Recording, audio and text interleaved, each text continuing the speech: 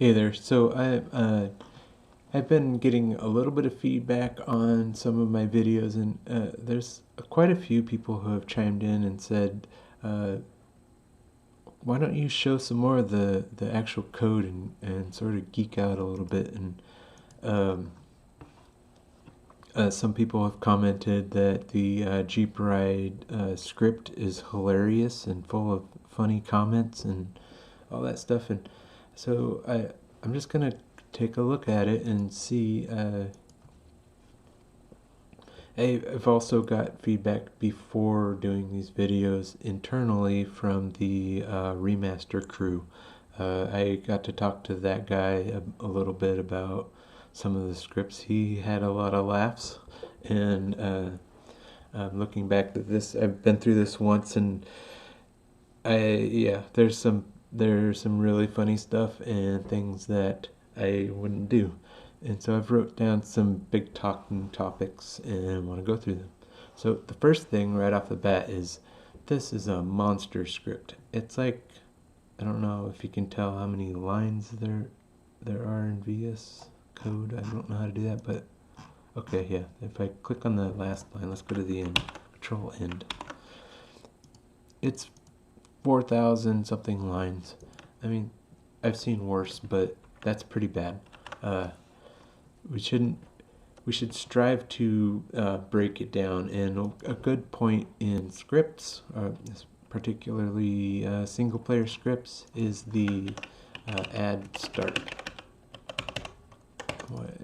Start. How is this not finding add start? This function. In later games, I would really strive to do this, and add start is a great place to break out different scripts. So each of these start points, I believe, unless they're like really small and you want to pair them up in a script, they should be their own GSC script file. And a lot of this stems from, when we were at Modern Warfare, didn't have really good, like, an IDE type of a thing, so it wasn't like easy to set up a whole new script. And a lot of that stuff led me to become a tool engineer later on. It bothered me, so I just wanted to help it out. The other big bullet point is, like, commented out code is a huge no-no. When I took up tools engineering, they would really hit me with this a lot. Like, I just would do it and forget and submit and not even do my own review, and they would do the code reviews on these things, and it always came up commented out code, and I know that it bothered them. They had to spend time writing this note about this commented out code. So commented out code is a no-no. And then, like, just like dumb comments, like pre-cache stuff, like, really, we see all this stuff as pre-cache, and maybe we might, like, want to, since I feel compelled to write this about a section, maybe this is actually like a function called pre-cache function or something like that, and then all of these go into that, so you create a lot less busyness in there, scrolling and all that stuff. Let's get back to that. The other thing that I want to talk about is, like, stuff like this should trigger someone. Like, this is like we're doing a lot of repetition here. We're setting devars that aren't set. This can be a function. You just put that into its own function, and you can actually, like, let's say the function would be called set devar if not set, and there's probably a utility function already for that, but and we'll just say the devar name and value, and all those things should be like,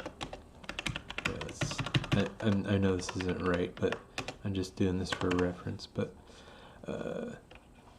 and then we'll just copy this logic here, put it up here. Oh, come on. Visual Studio Code, get this right. Dvar name, if the dvar name is that, then set it to the thing with the value. So this should be like that. And then I'm going to use my fun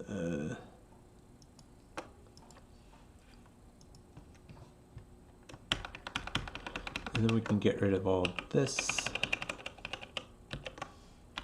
and set these to, actually no, let's see. I like this multi-caret stuff. It's fun when you know the editor's not equipped to do like a rename local variable or something. You can just use that. But yeah, stuff like that. You should see those things and just go ahead and like this long function is not something that you should have, and this helps minimize that. And then maybe even take that a step farther and go like initialize dvars and put those just, you know, put those in there because this function is getting really big and we need to break it apart. Go ahead, it doesn't take that much time. So I'm so used to this stuff getting formatted in the alignment and all that stuff, but anyway. So, get rid of commented out code. We have, you know, I'm on Git right now, so I can go there anytime and just look at history if I need to find code. And then like try to answer your own comments, like what kind of dumb is this? Set weight 0.5. I don't know. I'm never gonna know, and after all these years I still don't know. And then like if I understood a little bit more about the context of what kind of dumb is this, it might have meaning. You know. So we would try to not have these kind of like arbitrary wait for a frame things if I don't, but sometimes you needed a frame. This would be like at this very first frame, so we needed to set the compass to 0 after the first frame. We couldn't do it because maybe compass is a scripted dvar that's set by some load script, and so like, well, this is dumb. Maybe I should go to the load script that calls the compass and add a feature in there where I could say the no compass for this level, please, and not do this extra wait. So, go back to the top here, and let's see. Whoa, what is the other thing? Style guide stuff. I notice when I look at this, I think Modern Warfare, the first one was one where we were trying to develop a more of a unified style within the scripts, and Mackie was my buddy who helped me with all this, would talk to me and reflect and bounce all these ideas about how a script should be. And so we decided that our style convention was that the API functions, the things that you would use to talk to the game code, the CPP code, would be camel case. So we separated this, and that was kind of along the same times where like you wouldn't have syntax highlighting in the results. And that was another thing that was singing as something that was problematic, and that's why you see me out here today talking about blitz search. I really like to see this color in the syntax and the search results, but it just wasn't there at the time. We were using Ultra Edit, and so when you search for things, it was really nice to have this style of camel case for API functions, and then the underscore, I don't know what that's called, snake casing maybe, for script utility functions. So this lives in a GSC file. It's got an underscore to describe it. So you can see here, this would be array thread is a script function. I know that because historically I used it. So, but get enter array I know is a built-in function, so it would look like that. So I could tell just by looking at this that that's going to resolve to a GSC file, not a CPP. What was the other thing? Style guide. Also, like we started to maybe do like a little bit of our own code reviews within GSCs, just to try to because a lot of us didn't respect the scripting language. We thought we didn't think of ourselves as real engineers, but at this point we're trying to develop that and just communicate to each other about what looks good. And that's another point that drove me to tools development, is we would start to do our reviews and we'd get 10 comments about the spacing after the thing, and I would just see that and be so bothered by it. I know it's okay and I appreciate you taking the time, but I hate that you had to do that. You had to go and you probably use copy paste to mark all these comments, but I hate that I asked you to do a review and kind of bring out issues, and we're stuck on these little spacing things. And so eventually I would write tool to do that automatically, and it worked when as soon as you pressed enter, the spacing would go from no bad spacing to correct spacing, and it looked really cool to see in action. But another thing we wanted to do was localize strings. So our style convention said anytime you have a piece of a sound alias which connected to a localized string, you should go into there and put what the English translation of that was. So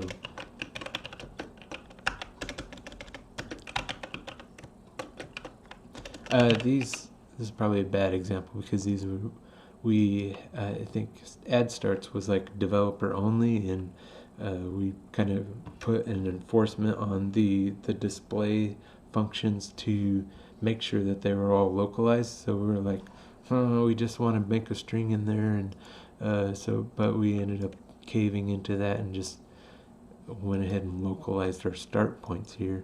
But so this is being a bad example, would be this is the first hind start, but the style tool that I came up with would do this automatically, and it saved the scripters a lot of time going in there, and particularly the sound dialogue stuff, this stuff, it really I didn't do it here, but this sure would be handy to know what they were saying, and especially now that I'm on the other end of this and I don't have access to all the sound alias files in the localized strings. I don't know what they're saying here, so I have to load up the game and do probably sound debug, and I can hear what they're saying and connect it. But that style guide suggestion would be really handy in future games when we dialed it in with tooling to put the actual dialogue above the script, because anytime you look at a piece of dialogue on the screen, if you say you're not a familiar and you're assigned to somebody else's level, and you see the sequence and there's a bug in there that somebody's highlighted it and there's dialogue on the screen, that's a localized translation. Anytime you've seen that, you could just start typing that dialogue into the search. I built a tool called Search Tool. You could type it in and it would bring you right to the script that was causing that to come into play. So that was a really handy thing. We always recommended to put that in there, and talking to the community. I'm sorry that you don't have those tools, but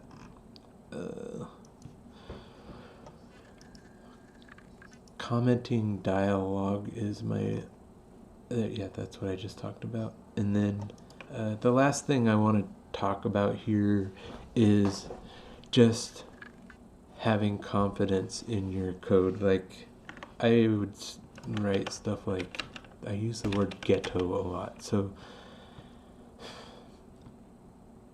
don't do it. Enemies use this ghetto script. Like, I don't need to deploy my enemies use this script. It's okay. I mean, I might look into that and say, like, why does it feel ghetto? Enemies get enter array enemy files point.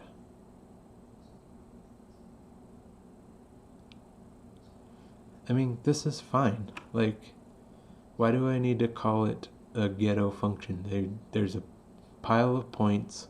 I'm going to tell them to go to those pile of points. There's nothing ghetto about that.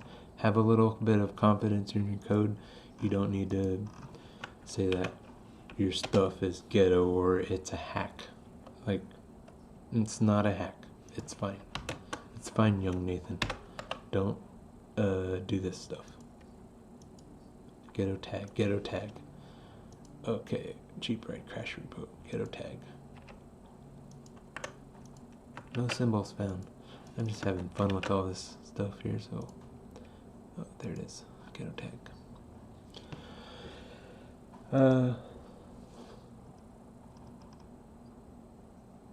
So if I was to rename this, I would say it's a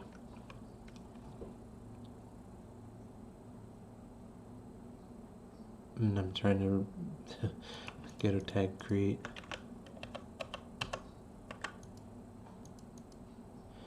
I think this was used for the special like effects recording that I did, and I wanted to have like a bunch of points on the ledge of the car, and I wanted them to point out so I could do a bullet trace, and I called them ghetto tags. So instead of ghetto tag, I should call this scripted tag.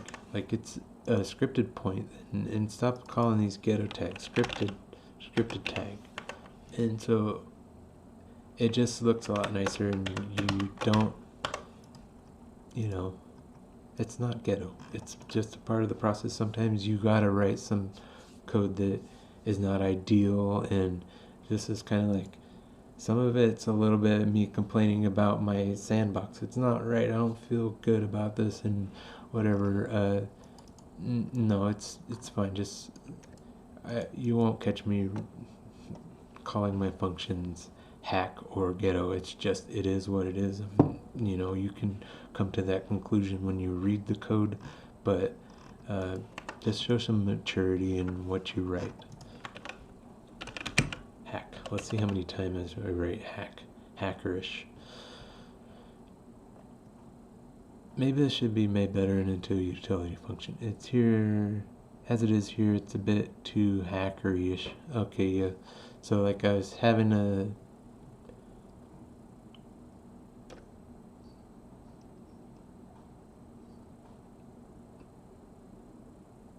Okay.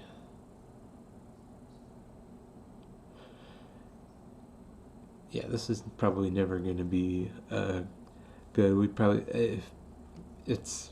I want to take all the weapons out of the world in case somebody dropped a... And here's probably why somebody got the RPG. That I didn't put that in the list here. So, yeah, so flash grenades, brick bombs. Huh. Potential weapon items. Interesting.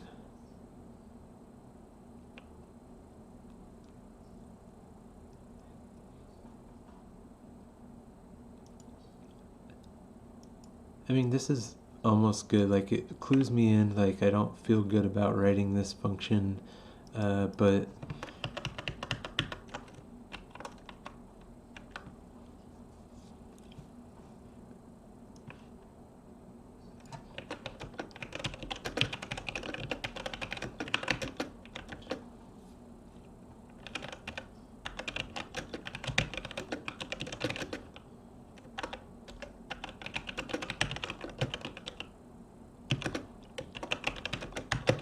I'm gonna say we really need a better way to forcibly remove all the items from the map. Maybe, and then I would just, no, nowadays I would just make a bug. This is a gyro, connect it. So bug would be in the tracker. I wrote this ugly stuff.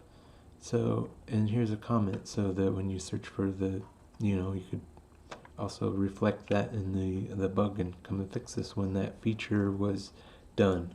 As a scripter, would depend on the coders to do this stuff, and it might be something like level dot all the, or let's just do all the weapons equals get subclasses, get weapon, or get item subclasses, and then it would be like weapon, and then that would be a cool code function that we could call that I requested, and everything with weapons I would remove from the ground. But yeah, so writing how bad you think your code is and self-deprecating that and all that stuff, probably not good. Just, put comments, tell it how it is, and don't sit there and write the word ghetto on things. Scripted tag, that's the same thing. Let's see if whatever else I'd use the word ghetto animate through chain. How about just animate through chain? It's fine. But more specifically, I kind of remember what this was. This is for taking a vehicle and turning it into a dummy model, and then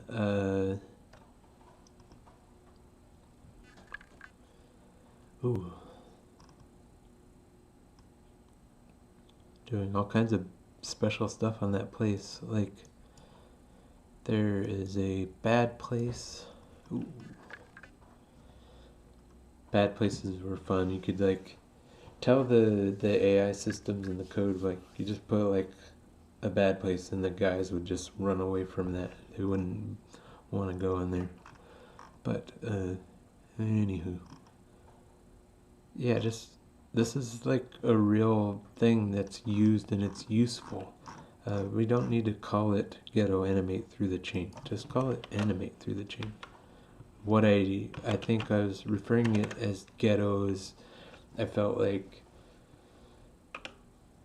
it's almost like complaining, right? Like, I'm complaining about having to animate these trucks, and this is how I'm doing it. I'm putting them through my own keyframe through these nodes in space, and no, that's actually pretty cool.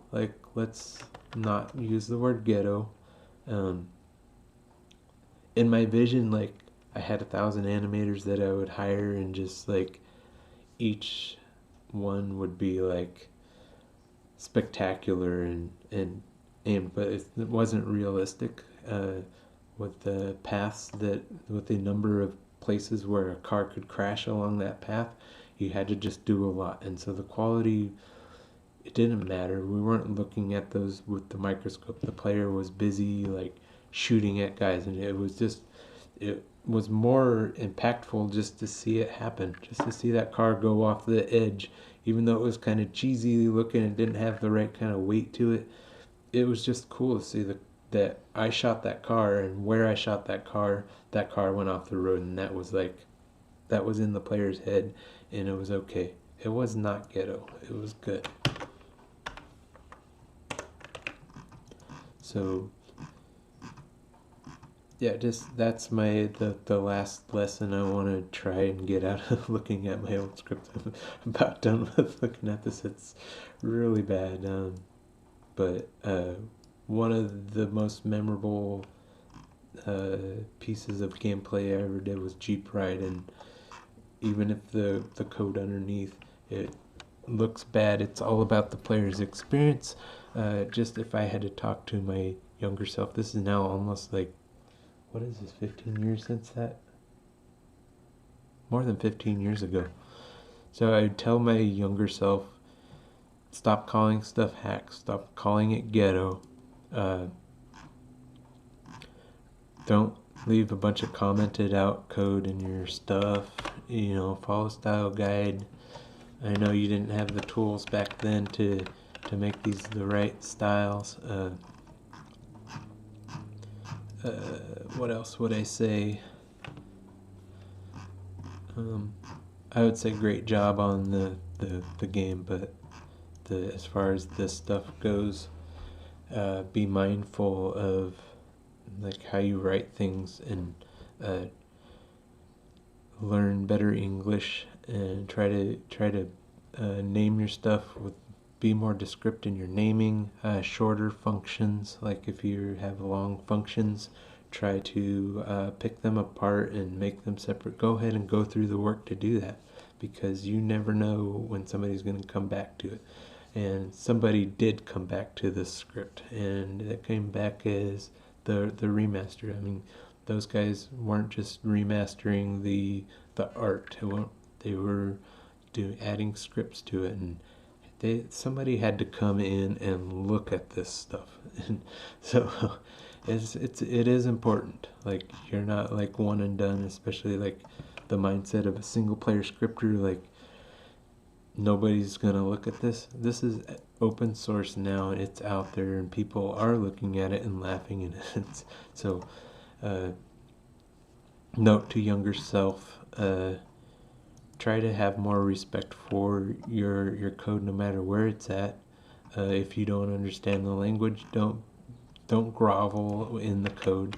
Don't say stuff like I don't know, and hacks, and it's not a hack. It's what you had to do to get the things working. Just try to explain why you're doing what you're doing. In this code, I use like wait till it would do like these sort of events, and I say, like, if you're writing a script for a Call of Duty game, you should try to use flags more than this. And sometimes you have these events where you have a wait till, and it would be better to break them off as a whole new function.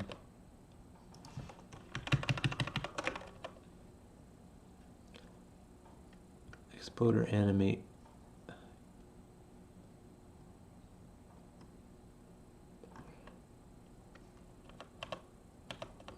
Yeah, of course I'm not going to find any examples, but level wait till RPG truck. Oh, it's just a dialogue stuff for actually. That actually might be a good. Let's RPG truck. Magic missile guy.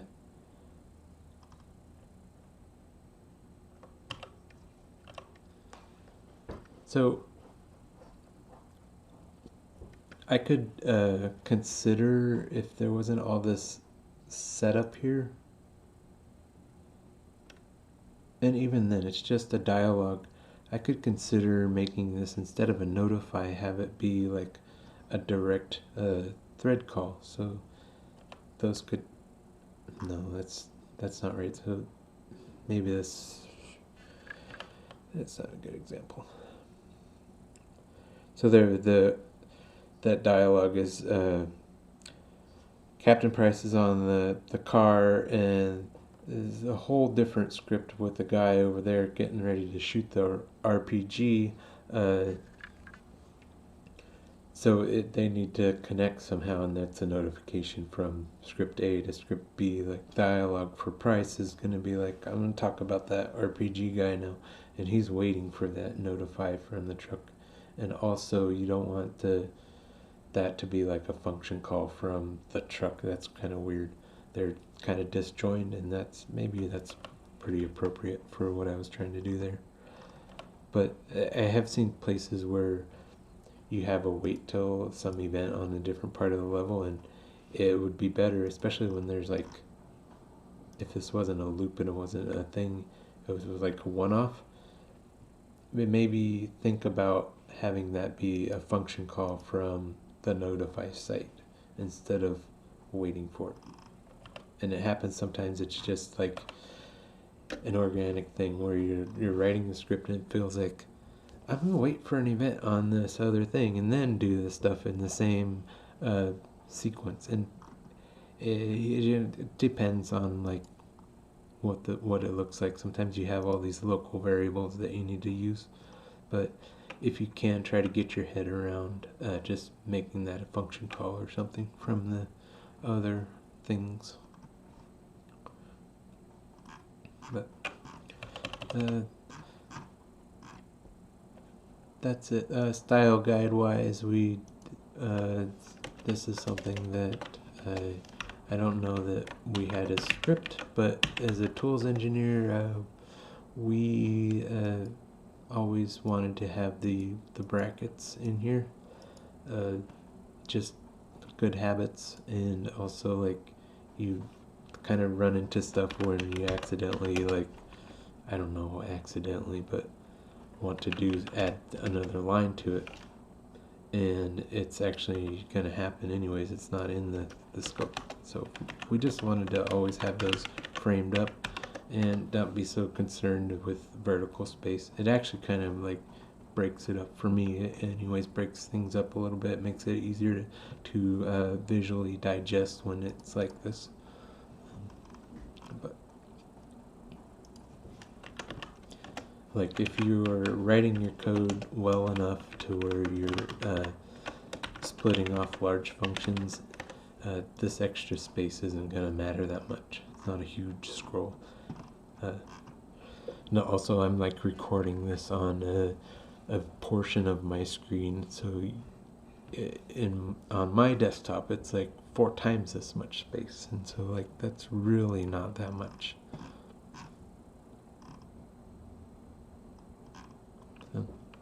Okay, I think that's it for this. It turned out much shorter than my first try, and I talked more and scratched my head a little bit less.